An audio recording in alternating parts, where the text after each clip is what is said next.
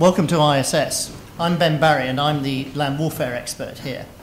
I run a programme of events in land warfare where we seek to better understand conflict and military operations on land, as well as the capabilities of land forces. And the reason we're here is because of the changing nature of the conflict in Afghanistan, where of course in June we saw the Milestone 13 announcement by President Karzai and NATO Secretary General Rasmussen, which saw the Afghan National Security Forces stepping up to the plate to assume the broad leadership of the majority of security operations throughout the country. And of course in central Helmand, this happened when the UK brigade that forms the centre of gravity of Task Force Helmand was first Mechanized Brigade, a brigade I had the privilege of serving with twice in my previous life. Brigadier Rupert Jones, the brigade commander, is returned just last week, and he's here to tell us about what's been going on in Helmand and transition there. The form of the event is that the Brigadier will speak for about 30 minutes and his talk will be on the record. We will then have 30 minutes for a question and answer session which will be off the record. And he's got some excellent PowerPoints and photographs to show us. Rupert. Ben, thank you very much. Well, again, very nice to see you, and thank you very much for coming this afternoon. I'll talk for about 30 minutes. The PowerPoint slides are very easy. There's no text on any of them. It's just some pictures to stimulate around my observations. And what I want to talk about mainly today is about this man and about his police counterpart, because that's where the campaign has very much got to. Those of you, and I recognise there's probably a fairly wide breadth of experience in the room, but you'll recognise that that's where the campaign is now. We have handed off to the Afghan security forces, and they, for the first time this summer, formally took the lead. And that was a pretty decisive moment in the campaign. And the trick this summer has been to get through their first summer fighting season with the Afghans, having succeeded. And the challenge for the international forces was to provide them just enough support to underwrite their success, but ensure that the success was substantially theirs. What we couldn't afford to do was give them so much assistance that it undermined their own view of their success. So 2013, all about the Afghan security forces, and so that's the tale I hope to tell you. 2013, of course, an important year for that reason. Frustratingly, of course, the insurgent also knew it to be an important year. I think he recognised that there's two things he needed to do. The first one, and probably the less important, was to begin to put a bit of substance to the narrative that they'd precipitated the international community's withdrawal. But more importantly, what they sought to do was to demonstrate that the Afghan security forces are not a credible security organisation.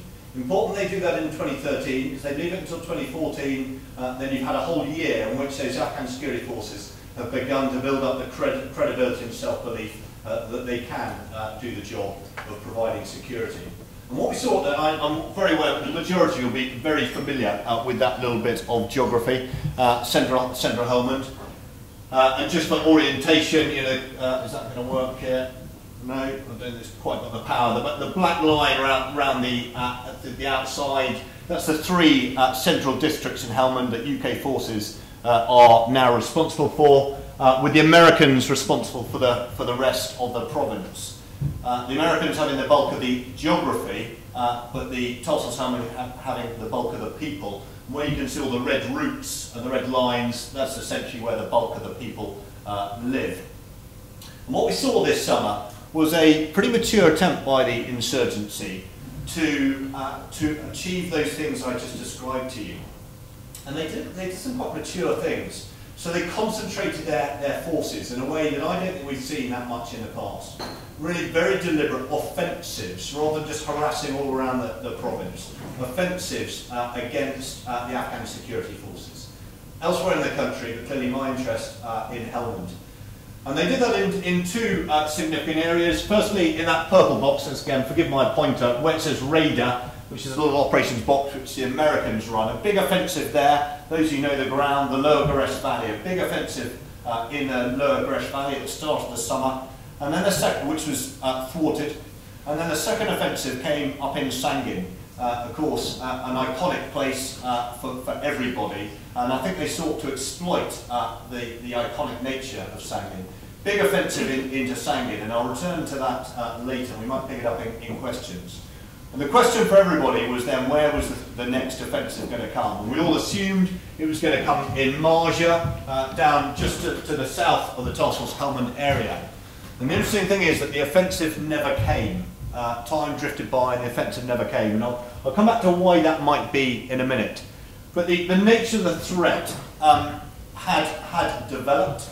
So as I've said already, the insurgent, pretty savvy, concentrating his effect, very good operational security. So a number of the attacks were coming with absolutely no warning whatsoever. Very good coordination between their commanders, which you don't always see. So for those who know what I'm talking about, the shadow district governors, very good coordination between them to mount their offensives. And the nature of the attacks that we saw, I would judge to have been very carefully modulated to hit the narrative. So that they weren't harassing attacks, they were attacks to gain media attention. In Afghan media, by seeking to do what you got top left, so that was the provincial chief of police, it was his car, he wasn't in it at the time.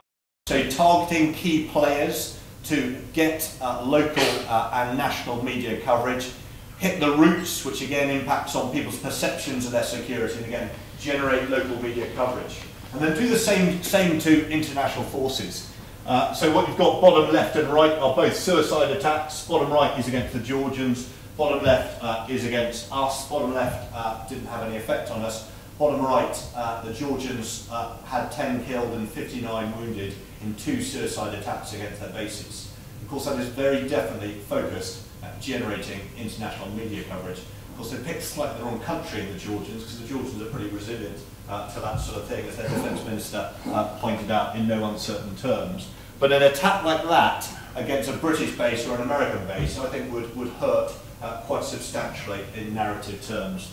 And then top right, vast devices seeking to overmatch our very well protected vehicles.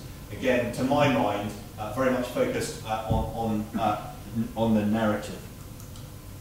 And for that reason, I just want to go on and talk about the Afghans that this is all about. I want to just briefly talk about force protection.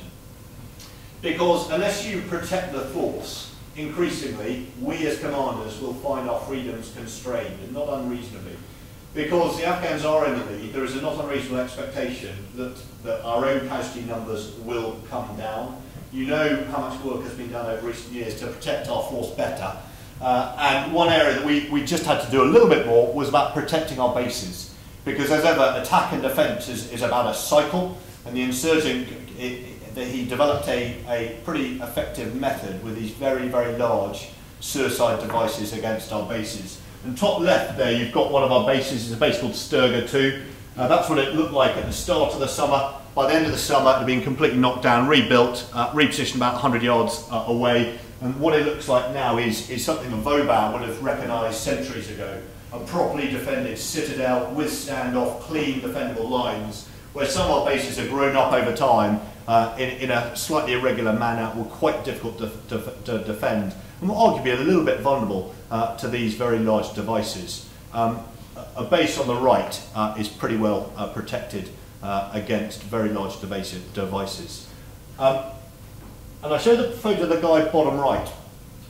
He, of course, is evermore the most important man. When you're not on the ground, you've got to keep your force secure, because unless your force is secure, you haven't got the freedom to go and prosecute your mission.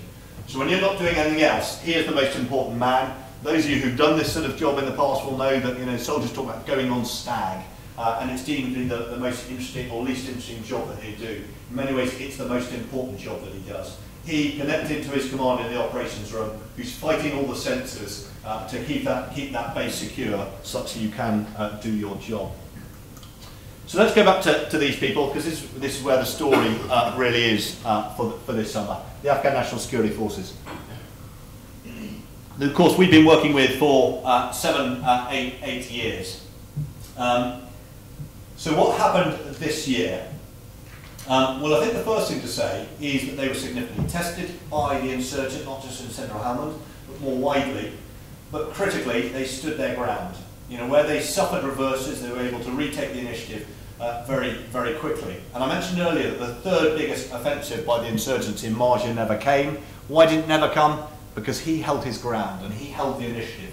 And as the fighting season wore on, it became very clear there was only one organisation holding the momentum, and it was not the insurgents. It was the Afghan National Security Forces. And my observation looking back on it would be, and many who've served out there previously will, I think, will recognise this comment, is the Afghans couldn't really graduate to the next level until we stepped back from them. And there were a great many things that we had been encouraging them to do that they weren't doing. Why? Because they knew in their heart of hearts we'd keep doing it for them. You know, it's just basic behaviours. If they knew that we would do it for them, why would they do it themselves? And as we've stepped back, that's given them the freedom, the independence to step forward. And I would observe they really flourished on that independence. And as they got each success, there was a little bit of trepidation at the start of the summer about what it was going to look like. But as they enjoyed each success, of course, their will, their confidence has gathered momentum, event on event. And you could really see that develop through the course of the summer. As they, when our predecessors took a step back from them through the winter, there was a little bit of nervousness. I would argue they're probably pretty fatalistic going into the summer about how it would play out. But they saw pretty quickly that they could do this, and you only had to speak to an Afghan commander to know that the degree to which their confidence was responding to their own successes. And what really changed for me is the degree to which the various Afghan pillars started working together. Primarily the police and the army, but the other security agencies as well. Again, those of you who've served in Helmand any number of times will know that's been a challenge over the years to get them to operate what we in the military would call jointly. They have not intuitively wished to do that. The police have done one thing, the army have done another thing. And the language has been, if we get them to have an effective division of labour between them, then that will be positive. This summer they went way, way beyond that. And again, I would argue that was nothing to do with us, except that we stepped back from them. And because we stepped back from them, that forced them to do those things that we've encouraged them to do previously. So work jointly, police and army, genuinely hand in hand, planning and executing in an integrated manner, with very clear understanding amongst themselves as to what their respective roles are. Generating reserves, you know, we've tried for years to get them to generate reserves. They now hold reserves routinely. They did it of their own volition, not because we told them to. And they are manoeuvring in depth of the insurgent. Again, many of you will know they historically they defend their routes and their checkpoints in a fairly Roman model.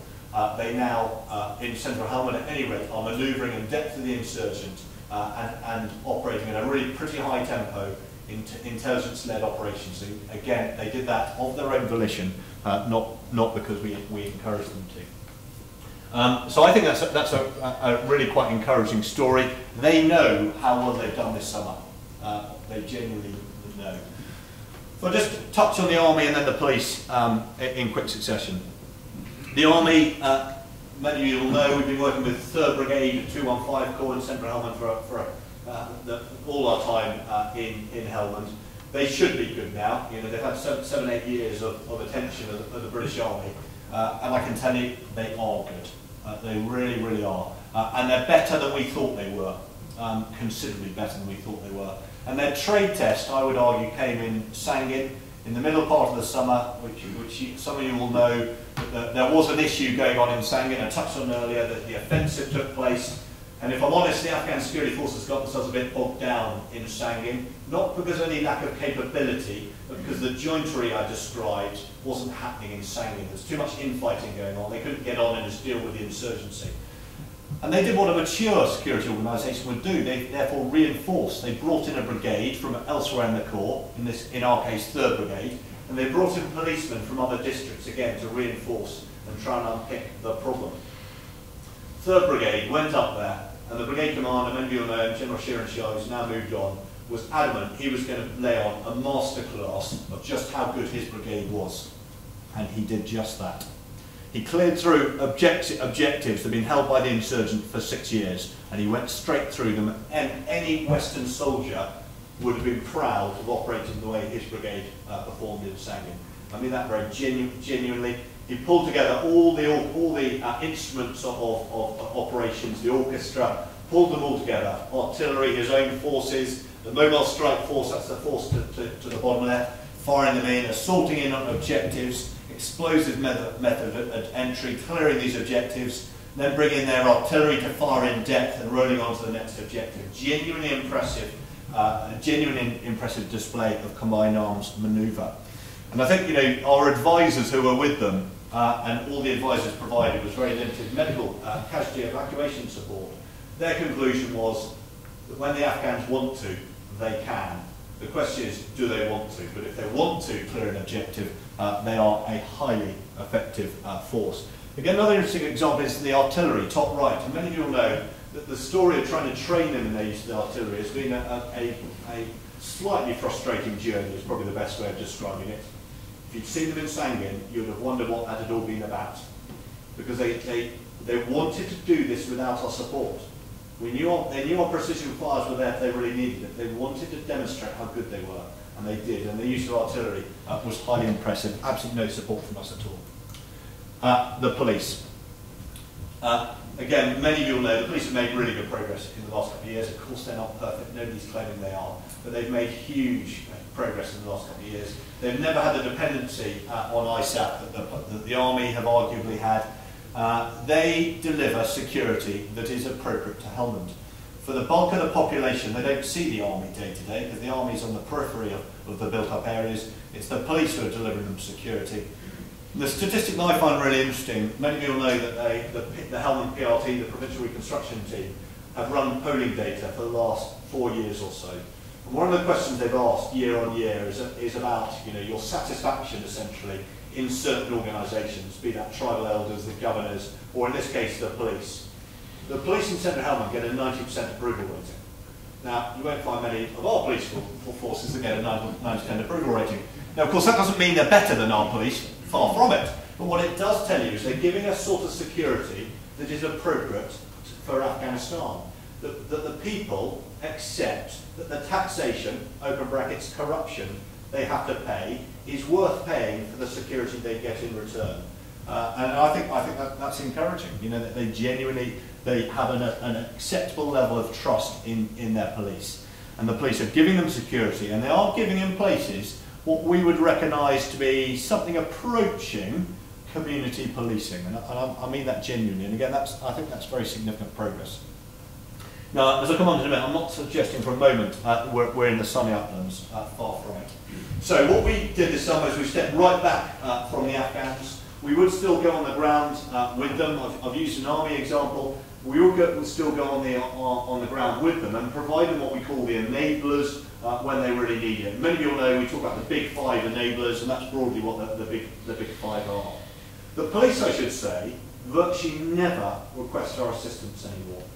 In the last 240 deliberate police operations in Central Helmand, we assisted them on just 4 occasions. Not day-to-day patrols, deliberate operations. They asked for assistance on 4 occasions. I think that tells you the degree to which they have broken free of our presence. They let us know we're in the background, but they're not asking for our assistance.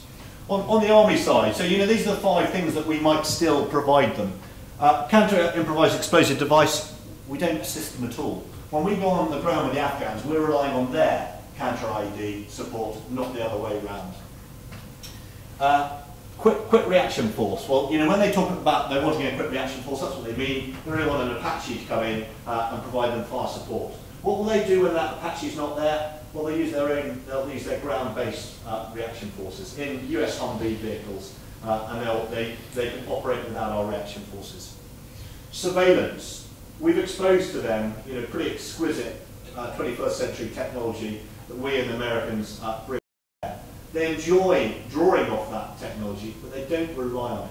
They recognise that they're not going to have that technology, and they will get their intelligence by other means. And they recognise the reason we need exquisite technology is, put frankly, because we don't know what's going on, because we're not part of the society. The police are from Helmand. They know what's going on much better than we do, because of course they've got much better human intelligence than we do. So they'll revert to using their own intelligence. It's not as sophisticated as ours, but it's much better integrated with the local community. Fires, well, I've talked about fires already. You know, they like our precision fires, of course they do. But if they're not there, they will use their own, and they do it very effectively. And finally, casualty evacuation, of course, in many ways the most problematic. And again, they recognise that once our casualty evacuation is gone, they will have to operate slightly differently. The police are already doing that. There is a developing hospital facility in Sharabak, finally. There is a developing capability there. But I would say that casualty evacuation is the enabler element that they still appreciate the most from us. I've said already, the job isn't done, otherwise clearly ISAF forces would come home now, not at the end of 2014. What we sought to do is lift off the ground more and more. So we're no longer, we started off by lifting off the company level, the TODE level. Now we've lifted off the Candat level, the battalion level, and we're working at the brigade level. And I think we'll keep working probably the brigade and the institutional level to the end. I've talked already about 3215 Brigade, what an effective fighting force they are. They're a force that can take care of themselves, they can sustain themselves, they can and do beat the insurgent. But they clearly need to be part of an institution that is itself sustainable. So there's a lot of work going on in Kabul with the ministries to make sure the ministries can run the military, that can run the army, can run the police, and then docking down through into Helmand, where the corps is focused, 215 Corps. There's still a job to do to make the corps a more sophisticated institution and to help the brigade dock in properly with the corps. What you've got there is the opening ceremony of the Regional Corps Battle School, which is vital to the sustainability of security in Helmand, because it's here that they'll conduct continuation training with their forces and train their new recruits as they come through. So increasingly that's the focus is on the institutional level rather than the fighting level. They can and do fight effectively against the insurgent, and they can and do maintain security. What we must keep helping them with is within institutions, from this level all the way up to the ministries. I want to touch briefly on, I've talked a lot about the Afghans because it is fundamentally about them, but as their commander I would just like to touch on what our soldiers are still doing. Because there has been a little bit of a narrative 6 months or so ago that our troops were no longer on the ground, and of course that's part of the narrative of demonstrating that the Afghans were now in the lead. This idea that we were now sat back on our bases. You'll recognise you can't help the Afghans if you're sat back in your bases, but secondly, that man I showed you in the Sangha previously, he isn't safe if he's just defending the ramparts. You've got to keep your force secure by going on the ground. And these advisors continue to do a fantastic job. A lot of their time they'll be doing that institutional work that I referred to, running courses, running the development of the organisation in barracks. But when 3215 Brigade go in the field, they still go with them. And the intention is they keep going with them in small numbers right up until the end of the campaign, because in the final stages of the campaign we'll be increasingly reliant on the Afghans for our own security. We have already very significantly handed off our security to the Afghans. We're no longer the dominant security actor in central Helmand, and we rely on the Afghans to underwrite our security. That will be the case more and more through 2014. So you've got to give something back to the Afghans if you want them to do that, and these advisors are the method through which you can give something back to the Afghans. But they continue to do a fantastic job in really very small numbers now. So when when I talk about 3rd Brigade going up to Sangin, a total of 80 British soldiers went up. On the ground, there were probably about 30 of them out forward, sharing in the dangers with the Afghans. So very isolated and in small numbers, but they're fundamental to leveraging Afghan effect over time. This is a little vignette I just want to share with you. I touched at the start about the challenge of how do you provide the right level of support to the Afghans to ensure that they succeed. If they fail, we failed. How do you ensure they succeed, but ensure that their successes are substantially theirs? Little vignette here. So this is Malgir. You can see the pink box of where Malgir is. In fact, the pink box has moved a bit. It's sort of drifted north a little bit. So Malgir in the protected community. The insurgent wanted to get back in there. Malgir used to be a hotbed. The insurgent is not happy that it's no longer a hotbed. Threat reporting all through the summer that they wanted to get back into Malgir and destabilise it. A very, very effective policeman in there never came to us for assistance.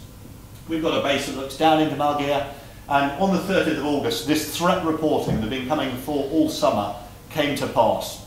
The Afghans knew about it long before we did. As I said earlier, they've got much much better intelligence than we have because they've got human reporting. So they knew this threat was building up. Middle part of the day, we got wind of it. And what you've got top left, quite difficult to see, but you've got gatherings of insurgents that have broken. They've come across the River Helmand and now in the protected community, seeking to cause mischief. As I say, that's the first time all summer that we've had such large numbers of insurgents in the protected community. We get a phone call from that Afghan commander asking for assistance. He hasn't asked for assistance all summer. He likes the fact that they're there, but he never asked for assistance. He asked for assistance in this instance. We authorised the engagement of a single Hellfire missile from an Apache helicopter. That killed between 3 and 5 insurgents. By the end of the day, there were up to 30 dead insurgents. Those aren't Afghan maps, those are our maps. Up to 30 dead insurgents. And what you see coming back across the river that night is 39 insurgents coming back. That is the defeated remnants of a force that we assessed to have been an 80-man assault force. 80 insurgents is a big insurgent grouping. They don't tend to operate in such large numbers. They'd infiltrate into the protected community with 80 insurgents.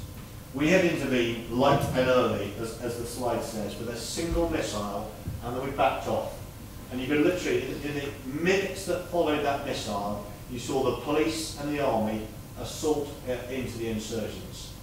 And it ended in ignominious defeat for the insurgents, as I say, filtering back across the river that night. And the key was that the Afghans are quite clear that they won that victory. It was nothing to do with the Hellfire strike, and I agree with them. The Hellfire strike probably gave them a little bit of confidence just to get going, but it was their victory, and they trumpeted their victory. And as I left, over a month after that event, they were still trumpeting that event. So really important that they're able to see their own successes and use their successes. I've said already, what we can't afford to do is sit back in our bases, hand off the operation wholly to the Afghan security forces. Helmand, you will recognise, remains a challenging environment, and if we sit back, we will take casualties, and we need to continue to get into the depth of the insurgent, put him on the back foot. And of course, when we do that, the Afghan security forces gain benefit from that, but we must do it fundamentally for our own force protection. And I just want to remind you all the degree to which our soldiers are still, on an almost daily basis, going into the enemy's heartlands to disrupt him, to take his lethal aid off the battlefield, place their own lives at risk. And essentially what you're doing with these attacks is you're taking risk on the soldiers who go and mount these operations to reduce risk on others, to reduce risk on the Afghan security forces, to reduce risk on the Afghan people, but critically reduce risk on our own bases. But of course that's a constant risk calculus. And we saw, of course, only last week on one of these operations, the latest British fatality. But it's that constant balance you've got to strike in terms of going into the depth of the insurgent. But be clear, we need to keep running these operations right to the end of the operation. If we don't, then the insurgent will come to us. All the progress I described allowed us to accelerate what many of you will know we call transition. We'd intended to stabilise through the summer, but because the Afghans were actually doing really well, you get to the stage where you're arguably in their way. And so we accelerated our transition. Many of you will know that we finally, after 7.5 years, moved the Tossals headquarters from Lashkar back to Bastion. Quite a totemic move, certainly in internationalised, moving it back to Camp Bastion. Not a move I particularly enjoyed, moving back to Bastion, as many of you will appreciate, but a necessary step nonetheless. And you can see visually there that red dots are bases we closed, the blue dots remain. So we have closed through the course of the summer 2/3 of the remaining bases in central Helmand. And I'd observe that there was no discernible impact on either Afghan confidence or security from our doing that. Why? Because those bases aren't what are delivering security. The Afghans are delivering security. What the Afghans want from us didn't come from those bases. They need other things, they want other things, but those bases aren't providing them what they needed. What you've got now is a single area of operations. Many of you will know in the past we have battle group areas broken down. That's all gone. We've got a pretty light footprint on the ground now. Single area of operations commanded by my successor, commanded by or controlled by that operations room bottom left, that is running the whole of central Helmand from an ISAF perspective, from essentially a single room. You're interacting with the environment rather differently to how you used to in the past. You can't control it in the way you did in the past. What you're trying to see top left is you're trying to use your technology to understand the area as much as possible. Because whilst we've lifted back, we must continue to understand what's happening out there. We've got a more responsibility to understand what's happening so we can understand when and how we might help the Afghans. And of course you can do that with technology, but vitally you must do that with the picture bottom right. You've got to keep talking to the Afghans as much as possible, because frankly they're our key antenna.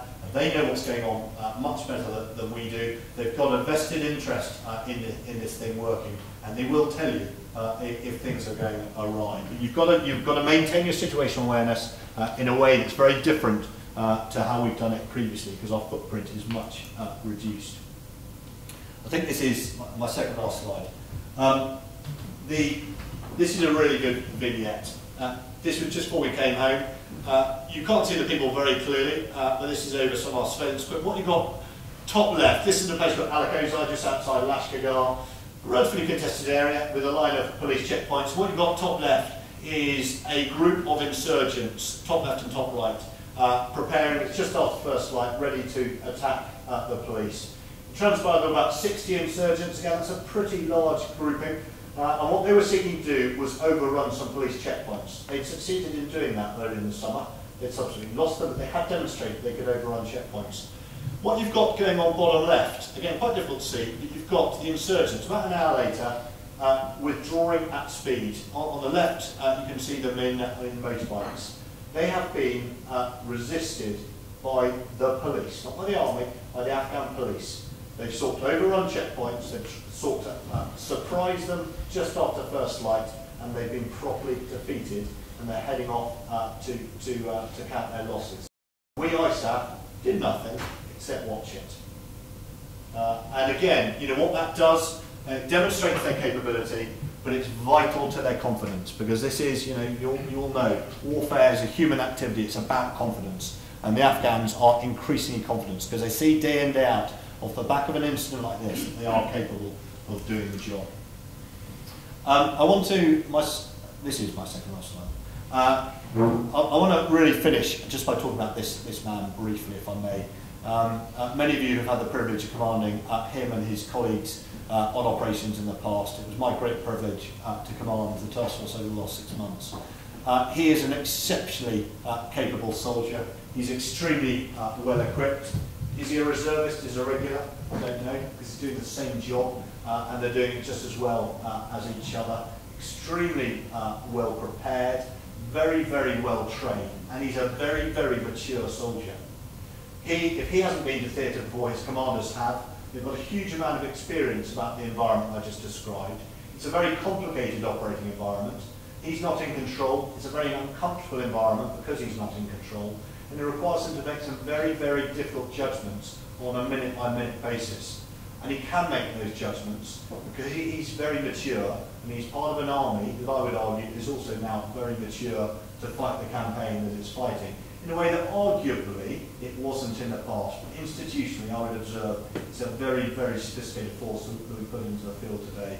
And he does all of us a great credit. If I could just very quickly sum up, just conscious of the time. I've painted quite a positive picture, deliberately so. I'm not sure that picture always docks back in UK, but I think it's really important. We do recognise the progress that's being made in Afghanistan. We shouldn't be apologetic about what has been achieved and what is being achieved. And of course, it's very easy to then ask the question, well, you know, will it all last, you know, into 2015? And of course, none of us know the answer to that question. All I would say is this: we've given the Afghans an opportunity. As many of you know, Afghanistan, Helmand, is transformed from a decade ago. Insurgencies are not ultimately about the security forces or about the insurgent. They are ultimately about the people. And what I saw was that people who've been given an opportunity, who have things to lose they just didn't have a year ago. Security is no longer their prime concern. They think security is a given to them. What they're concerned about is schooling, health, agriculture, their livelihoods. I don't believe that the insurgent can just walk back into that and say, ISAF have gone, the security forces can't deal with this, we're taking back over again. Because the people ultimately decide who control, and as long as the government can offer them something, I would observe that the people will side with the opportunity that they have been given. Time will tell, I'm sure they'll be challenged, but as I say, I think if I look at it from a human nature perspective, I think that the people now have an awful lot to lose, and the insurgents genuinely, in the protected areas, the insurgents don't have a great deal to offer. So more to do, but I'm genuinely quite optimistic for the future. Thank you very much.